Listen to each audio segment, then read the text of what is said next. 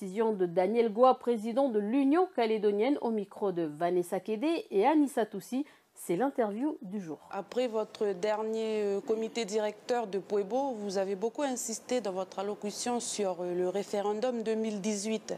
N'est-il pas trop tard?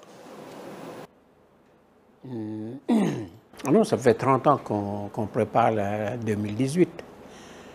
Donc 2 accords se sont succédés et aujourd'hui on est à 1 an et demi de 2018. Donc je pense que tout le travail qui a été fait par les indépendantistes pour préparer cette sortie, ça a commencé déjà depuis 30 ans. Et même au-delà, puisqu'en 86, on était déjà sur la démarche.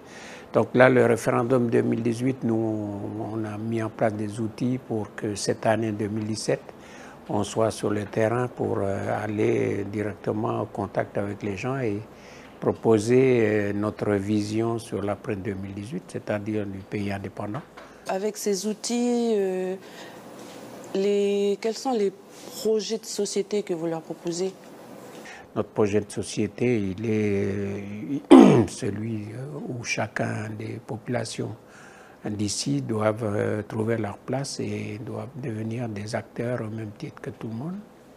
Ils doivent trouver les mêmes droits et les mêmes devoirs comme tout le monde. Donc c'est un projet qui est à l'image de notre civilisation, qui reçoit, qui accueille et ensuite qui valorise chaque individu dans sa société. Il y a certains qui ont peur, que ce soit Kanak ou non Kanak.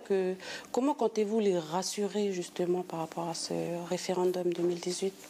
Justement, je reviens sur les outils qu'on a mis en place, c'est parce que ça donne notre vision de l'État indépendant dans lequel chacun trouve sa place et les mesures qui concernent la citoyenneté, la nationalité, ils s'y trouvent et ils expliquent bien comment chacun doit pouvoir trouver cette place dans notre pays. Il n'y a pas de pays kanak et de pays non kanak, il n'y a pas de pays que kanak et puis les autres dehors, c'est le pays de ceux qui vivent ici et qui font ce pays.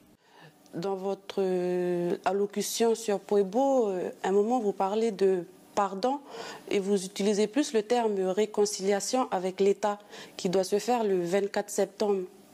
Pourquoi? La nécessité est là, je reprends cette proposition du 24 septembre pour dire que il faut quand même que l'État fasse le travail à son niveau de façon à ce que nous, les gens d'ici, puissions à notre tour nous réconcilier entre nous. Concernant la jeunesse, il y a beaucoup de choses qui se passent en ce moment, comme à Saint-Louis, les vols de voitures. Avez-vous un plan pour la jeunesse, justement? Je voudrais d'abord dire que la jeunesse, ce n'est pas un problème, c'est une solution. Mais après, comment on l'interprète, c'est à travers toutes les choses qu'on a mis en place jusqu'ici. Donc les organismes de formation, les entreprises qui créent de l'emploi, c'est pour toute cette jeunesse. Et